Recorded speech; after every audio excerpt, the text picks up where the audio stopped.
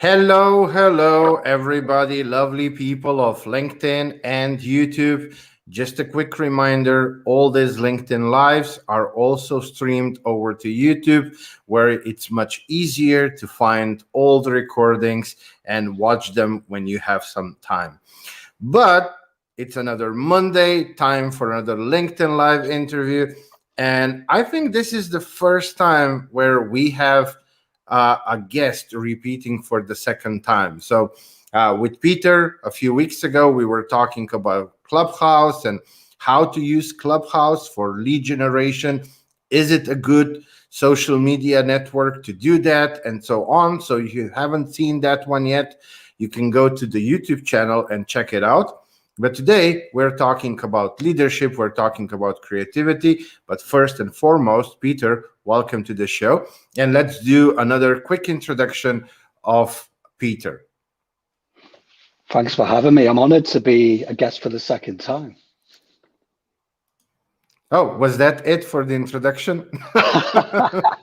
No, not at all. So I'm a leadership coach and I help people, achieve their creative potential and get closer to more human-centric leadership. And we can expand on that as we go, today. Yeah, of course we will. And maybe we can even start with, like what role does creativity play in the roles of leaders? Maybe like, leadership and creativity one-on-one to set the scene, and then we can go from there. Well, I'd say everything about leadership is deeply innately creative. Because if you look at the mind, we create everything from moment to moment. I don't know if if people listening or watching this have ever pondered or thought about that, but we make everything up from thought in the first place. So how would leadership be different than anything else, right? No, yeah, I absolutely agree with that.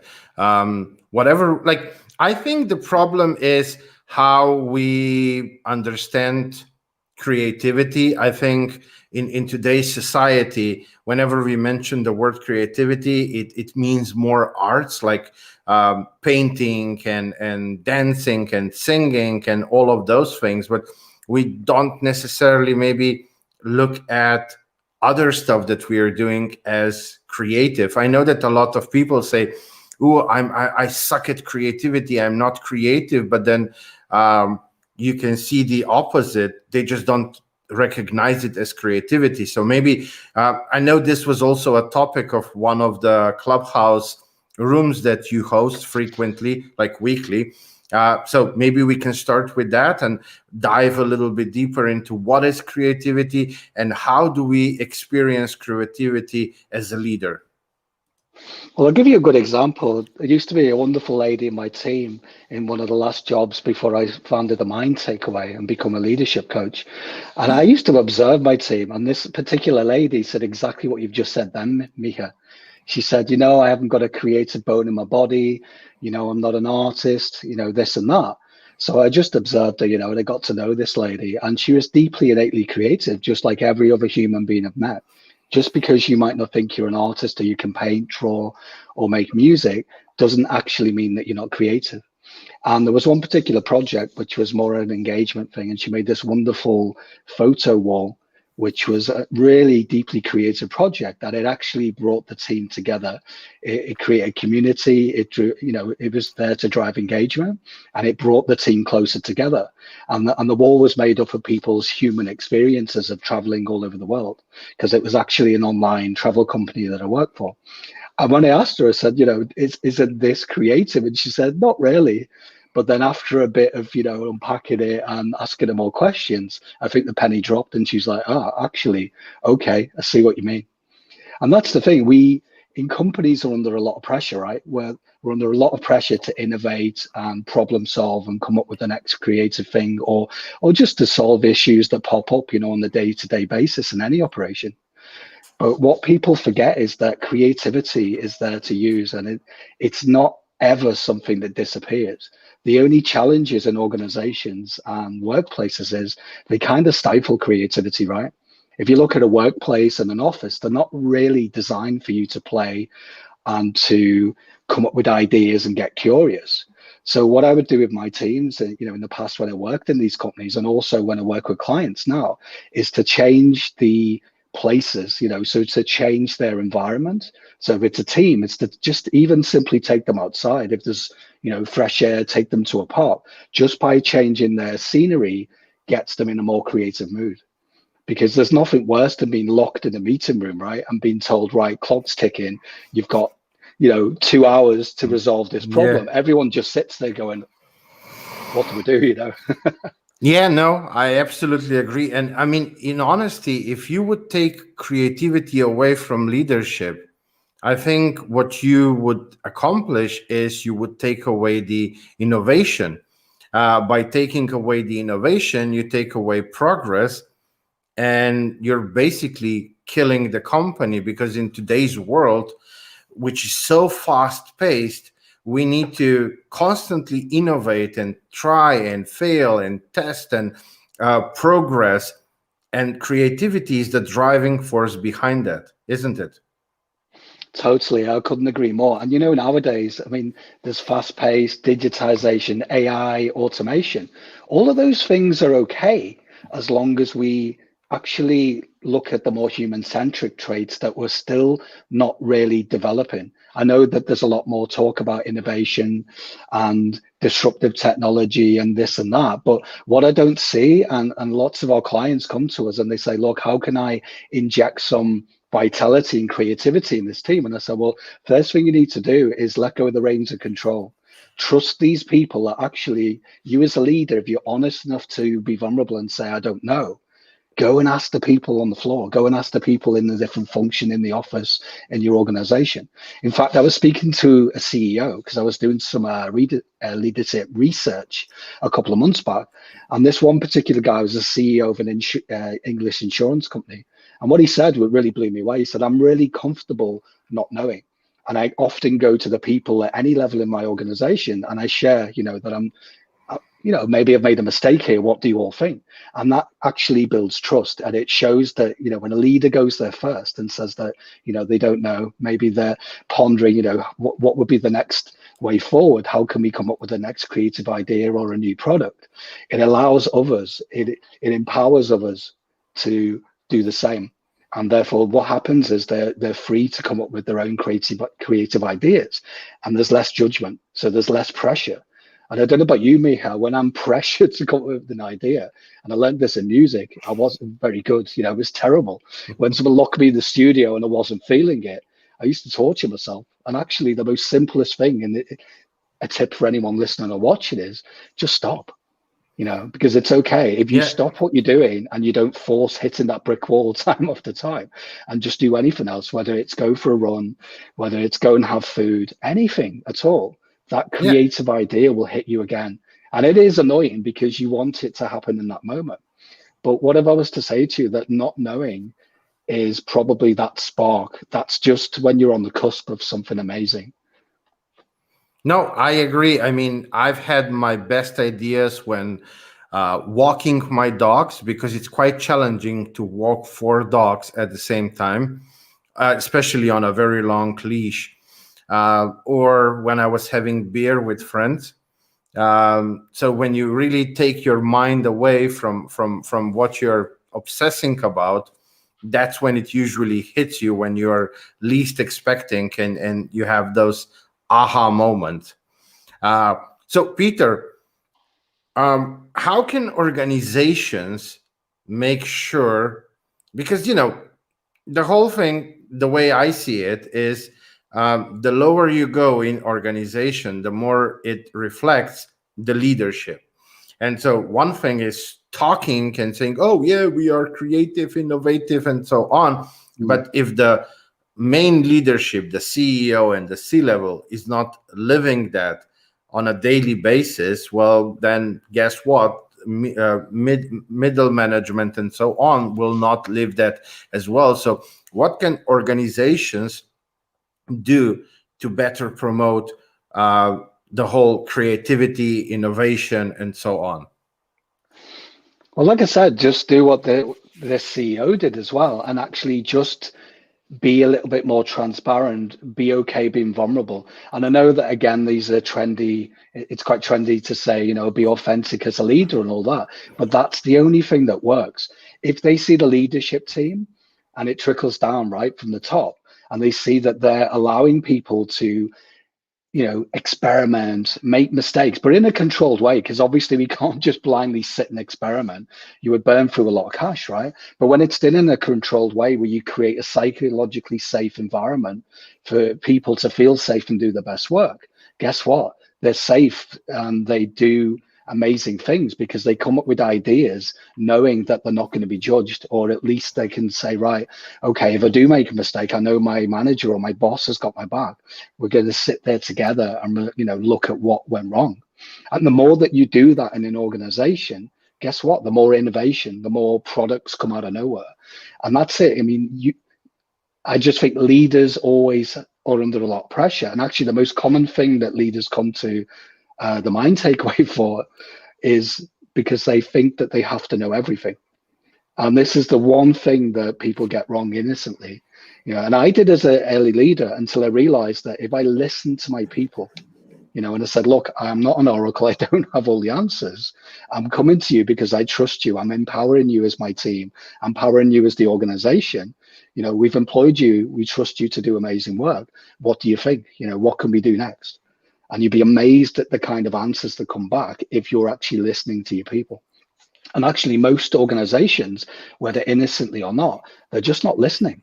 They're listening to reply instead of listening to understand. And actually, all of the companies that we ever cross paths with, they've got all of the answers they need if they go to their employees. I'd be really surprised if they can't find the answers from the people they've already got.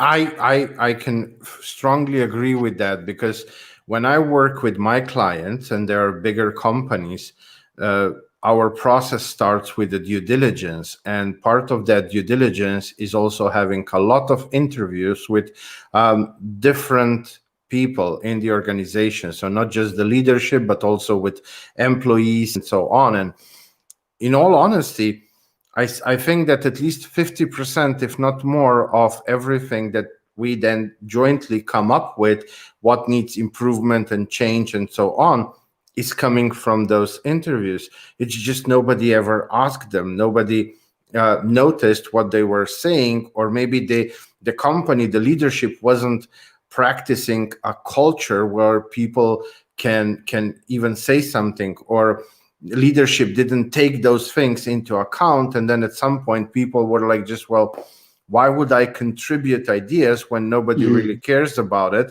So one thing is inviting people to contribute, but then you have to do something with that, or people will at some point say, well, nobody listens anyway. That's a really good point you made, because there's one thing, the first step is listening, but then you need to foster a way of harvesting those ideas. And that's by, again, getting a structure and some methodology in there to say, okay, you've all come up with these great ideas. So how do we decide what ideas are going to have legs? And the only way to do that, again, is to experiment and be open about it and do that until you find the right ideas. And yet it might sound like a complicated process, but it's a lot easier than you think. Because once you start listening to your people, you start to get this, flurry of ideas coming through. You might think, oh my God, what can we do? But once you start to put a structure on and say, okay, I'm getting, this many ideas through in this department, what do we do with it? You just put, there's simple things you can do, like put it to a vote, or just trust that team and, to work out with the best iterations. Because, for experiments in companies, it's always the best iterations that have legs, right? And once you've done a few experiments, you kind of know what steps to take next. And that's pretty much how it works. You can make it as complicated as you want, obviously. But the first step for me is most organizations just aren't listening at all. And they're going outside externally, which is crazy, right? To external companies. And they're saying, none of our people are creative. Please help me. And then people like yourself come into the company and I'm like, hold on. There's some amazing ideas in there. Just harvest these ideas. I've listened to 10 people in the first week and I can already see all of your problems resolved, Yeah, exactly. Yeah. And one thing that I also see lacking, and I'm wondering if you see that as well, is feedback part from the leadership. So let's say you and I, we work together. You're my leader. We have our monthly 360. I give you during that conversation, I give you a few ideas. Now, just you listening and then maybe thinking about it a little bit over the next 2 3 days, and then coming back and saying, Miha, I liked your ideas.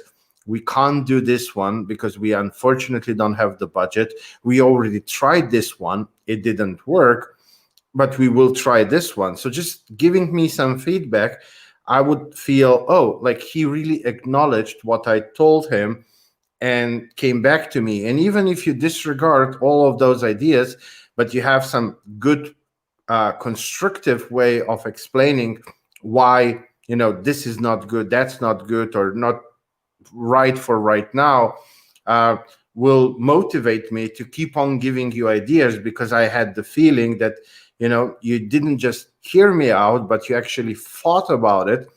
And it makes me want to share more. But I see so many times where leaders, they even do the conversations, they go through the filtering, but then they don't go back to people who gave them those ideas and give them any feedback. And then those people, because they don't know what's happening, they don't see anything happening, they might think, oh, it was just going in here in this ear and going here out, and that might discourage them from giving ideas going forward. So have you seen any of that, or what's your thought around that? Quite often, unfortunately, and I worked in teams where I was doing the same, coming up with ideas, taking it to upstairs or, the people above me. And then for whatever reason, we got too busy and they were like, yeah, we don't really see that as important.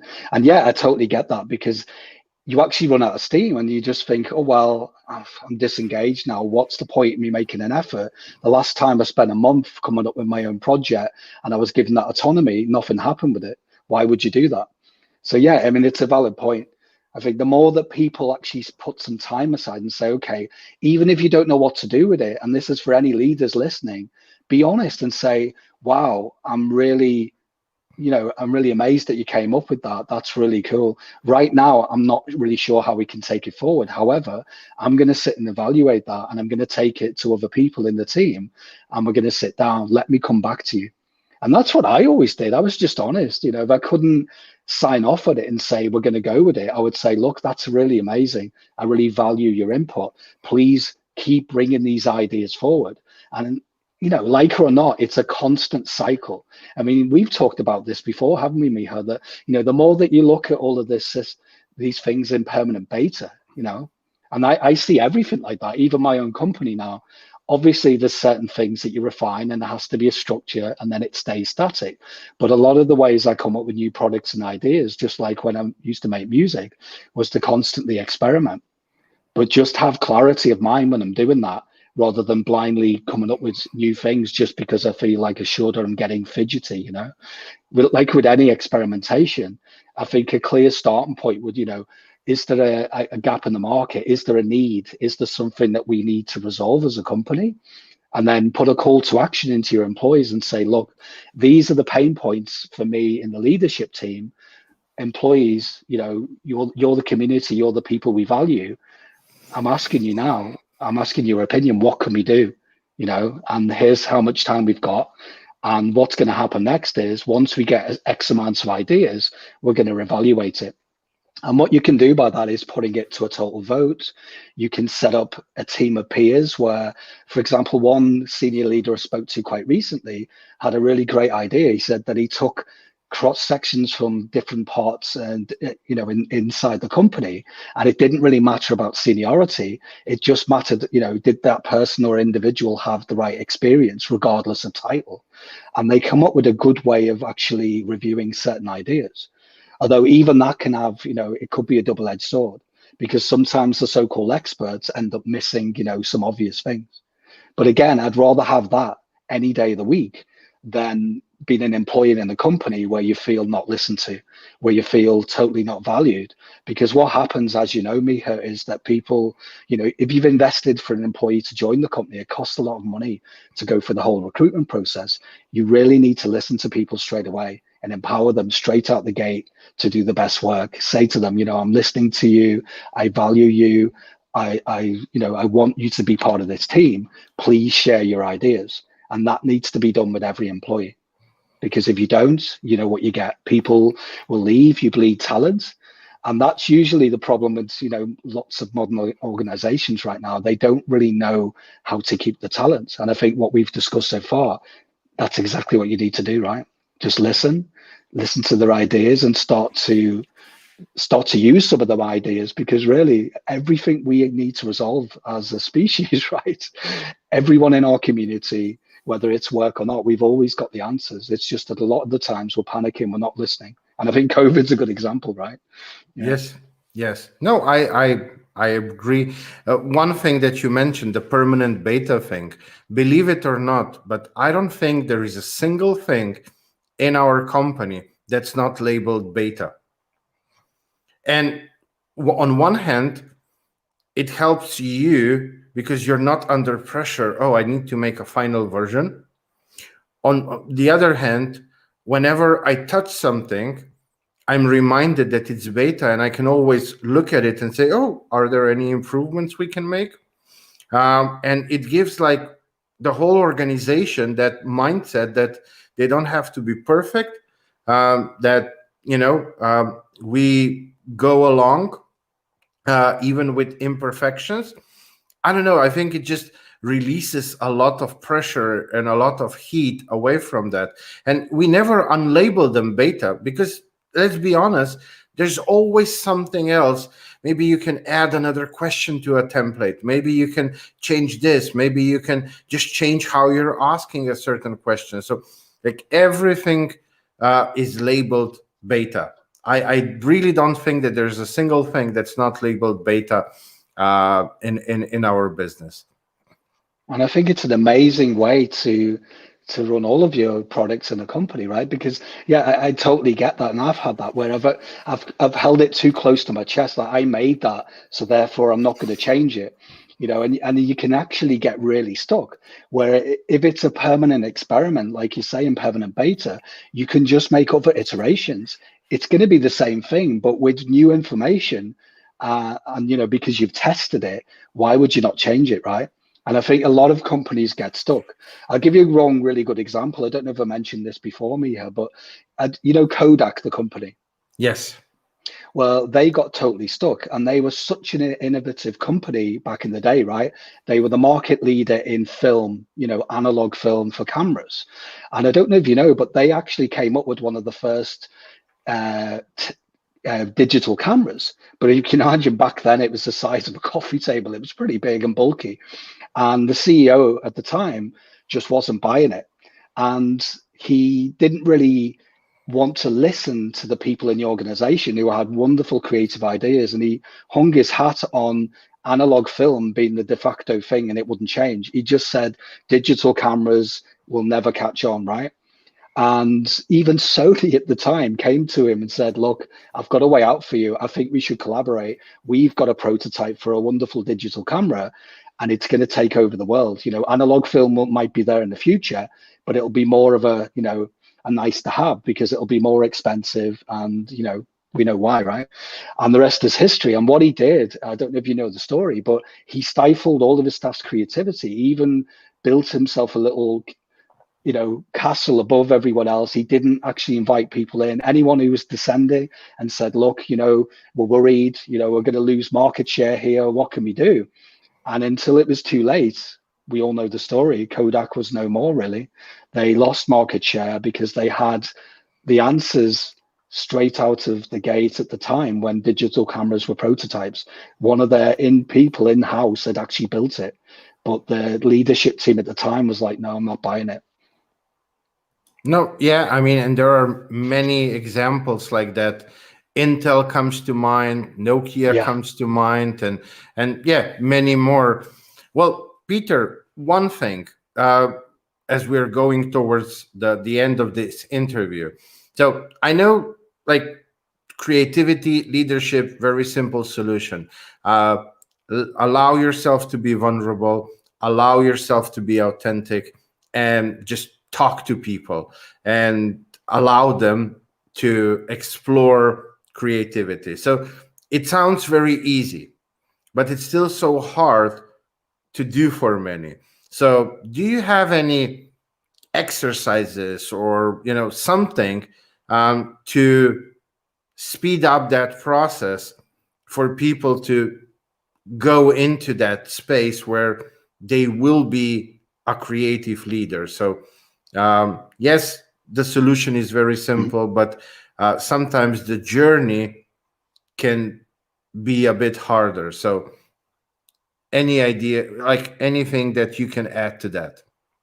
Yeah, well, two things really. Because it's so easy, it kind of leads you on a merry dance, because when we're trying to be creative, just like me or anyone else for that matter, when I try and get in that state of flow, when I'm trying and thinking about it, guess what? I kind of hit a brick wall. So the first thing is actually, like I said before, stop what you're doing, embrace that you don't know. And you ask that question, why don't I know? What can I do about it? And the first thing that always occurs to me is just to stop and change your environment. And honestly, in 100% of the time, just by switching it up, going outside, exercising, doing the dishes, laborious tasks are really good as well for bringing back creative, to get back into that space. And the second thing is, when you talk about being vulnerable and authenticity, just ponder this one thing as well, that we all try and be other people, especially when we're feeling like we're not enough or we got imposter syndrome. But guess what? Everyone else is taken. So the more that you're just yourself, guess what? The more that you are creative, because you're anchoring to all of that creative energy that we all have, rather than trying to be something that we're not. And the thing is, it's that act of trying that stops us but from being creative. Okay, good advice. Well, before we go to the ending, is there? I mean, I know there's a whole lot on this topic, and you love this topic, and we could go on for a few more hours. But like, what would be maybe the last golden nugget of wisdom, or like, what is something that maybe I haven't asked, but you really want to share with the audience in regards to this topic? Well, we covered it a little bit. It's just that not knowing and uncertainty. This is another topic that I know we've talked about before. We could go on for hours about it, right? I used to get really uncomfortable and think that I could have a crystal ball and predict the future. But actually, when I got comfortable knowing that I actually don't know what's going to happen, in half an hour's time, a week, 6 months, a year, and COVID is a really good example for humanity, that there always is uncertainty, but that doesn't always bring bad news. And the more that you're comfortable not knowing, the more that you'll be gifted with new, fresh ideas, innovation, and creativity will just strike you whenever you need it. And that's the thing, when you realize that you don't know, what if that's okay? That not knowing, like I said before, is the most wonderful starting point for creative ideas. And actually, you don't need to fight it. Because for me, if I'm, for example, making music, or I'm coming up with a new product and trying to work it out, and I'm not sure, I'm getting a bit restless, I'm okay. I'm just like, okay, I don't know. Let's stop that. And like I say, I change my environment. And then when I get fresh ideas, and, I get the next download of new information, I go back in and I look at it again. And it goes back to the iterations again. The more we do that, we keep chipping away at these ideas. And it's like having a ball of clay. It's a ball of clay until you start to mold it into something more meaningful, right? And that's how it works. And, rather than take my word for it, go out and test that. Because for me, it's all about being curious. Well, So if you're Peter, saying, sorry, go on. Yeah. no, but like, throughout this interview, you were, dropping that little by little, but maybe just to recap it, what are the most common fears or obstacles, or whatever we want to call that you see when you're talking with fellow leaders, that prevents them from taking that step, taking that leap, and allowing themselves to be the creative leaders? Well, it actually goes back to control, right? So it's control of yourself. And again, being easy and more compassionate for you and self-care, because the more you check in and the more that you realize that, you're not going to have all the answers. And yes, you will be under pressure. Let's be honest, if you've took a leadership role, but that's not to say that you can't always come up with ideas. And when you don't know, like I said before, ask other people, involve other people, collaborate. Collaboration is another enabler of creativity. And actually, most of my most amazing ideas or pieces of music have come from collaborating with other human beings. Yeah. And the second bit is not just trusting yourself and going easy, but also allowing others, trusting them to come up with ideas, fostering a safe environment, a psychologically safe environment where people can come up with ideas and experiment without judgment. And I know it's tough, for leaders listening that, you might say, oh, I can't trust them, I might get into trouble. We might make mistakes that cost money. But guess what? I mean, all of the innovations in the world, look at the light bulb, for example. We're talking Yes. thousands and thousands. Again, we're talking about experimenting and permanent beta. The light bulb went through 10,000 plus iterations. And imagine each one, lasted a couple of seconds, then a minute, and then, it lasted an hour, and then he left it on for a day and stuff like that. And this is how it works. You have to fail. There has to be iterations. And the only way you can do that is allowing yourself and allowing your employees to be able to do that and just be there to pick up the pieces, Yeah, absolutely. And you said it, allowing yourself to fail, my favorite topic. Yeah. Creativity, failure, innovation, yeah, they all kind of blend together. Well, what I see really big corporations, that's another way to approach creativity, is watch the startups that are innovating and creating and then just buy them off and try to integrate them. But even then, a lot of times those integrations can kill what that startup was all about. I know that Google did some purchases like Nest and so on that are now not what they were. So yeah, big corporations that's buying startups that might not always be a good solution or a productive one. Well, Peter, sorry, go ahead. Well, I'm just going to say it's a great example because we work with lots of startups in Berlin, especially. And what I see is, they're very fast. They're very good at executing. But as soon as they grow and they get more money and they get more capital, or as you say, they're taken over by other companies, that creativity is stifled. So if you do take on a young, innovative team, then allow them and let that grow. And in fact, let it get infectious in your organization, and then you're onto a winner. But if you stifle it and you try and control it like you did with the rest of the organization, we all know what the answer will be then. Yeah. Well, you reminded me right now about one thing. And it happened to me in my last startup as well, as we were growing and so on. You know what was also a very big killer of our creativity? The financial department. Everything had to be in Excel sheets. Everything had to be validated, proven, calculated, risks. So the moment the finance guys start making decisions in company, because how logical they are and how obsessed they are with the numbers and Excel sheets, that can also be a huge killer of creativity. Couldn't agree more. Was my experience, and I've seen that many times when the startup, when they get to the level when they have now a CFO and a few investors, and those strategic investors who look at the numbers and prices and shares and this and that. Those numbers often kill creativity, because creativity is emotional, not logical, and numbers are really just logical. And then when that crashes, and if the CFO gets too much of a decision-making role, I mean, I'm not saying like don't let me completely off leash, because that's another thing. But there needs to be the right balance But also, because the CFO is the one making the paychecks and stuff like that, he's often the second to the CEO, and CEO really wants to be in good terms with the CFO. And then when those things start clashing in organizations, that can also kill creativity. Well, I just the last thing to say is what occurred to me then is it's a good reminder. Thank you. I was talking to a freelance journalist quite recently. We were laughing and joking about, we've had a corporate career before as well, and he was saying, which I experienced as well, that when you need innovation and creativity and disruptive technology, people think it can happen overnight, right? It requires time, and again, it's tricky because it's that measurement.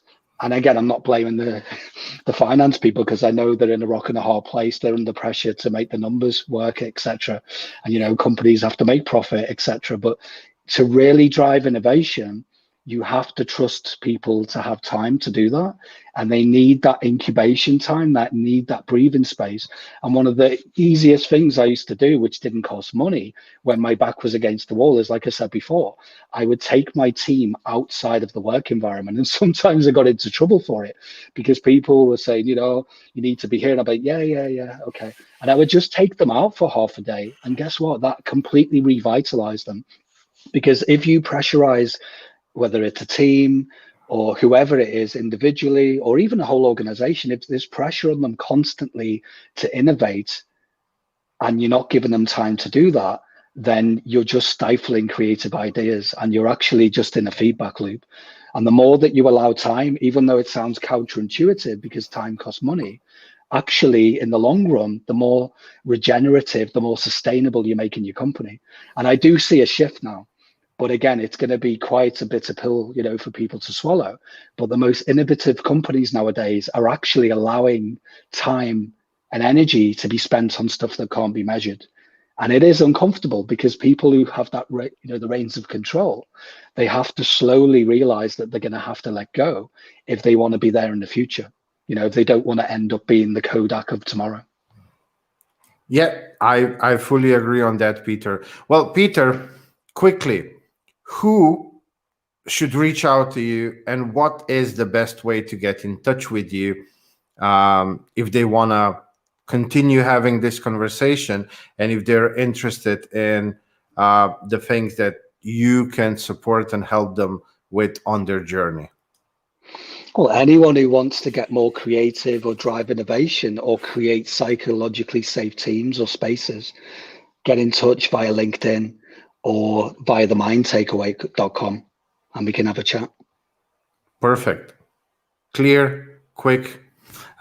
Peter, again, just like last time, it was an absolute pleasure to have this conversation with you.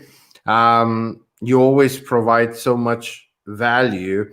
So I'll probably have you here for another time for sure. That'd be great. Yeah, you might be the first one to appear 3 times on the LinkedIn Live show. I'll be honored. Thank you.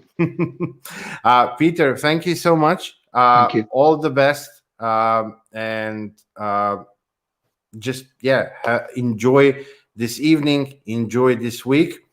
And you and I, we will talk shortly anyway. So, yeah, it was a pleasure. Thank you so much. Thank you. Okay, guys. So, Peter, he really provides a lot of value, and it's always so nice to talk to him. Well, it's nice to talk to his wife Mira as well.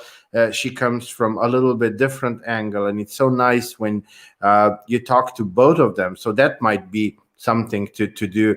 Invite them both onto the show because they have so much to say. They have so much experience being in those roles, not just being the coach, but also first and foremost being leaders themselves, and then learning through their own journeys, and now helping other people who are going through those same journeys. So if you are a leader, if you have if you struggle with creativity, with just being authentic, being transparent, then make sure to reach out to Peter, have a chat with him. Apart from that, next Monday, we are back with another LinkedIn Live, another great guest. And just hope everybody is healthy and safe throughout these crazy times. And see you next Monday.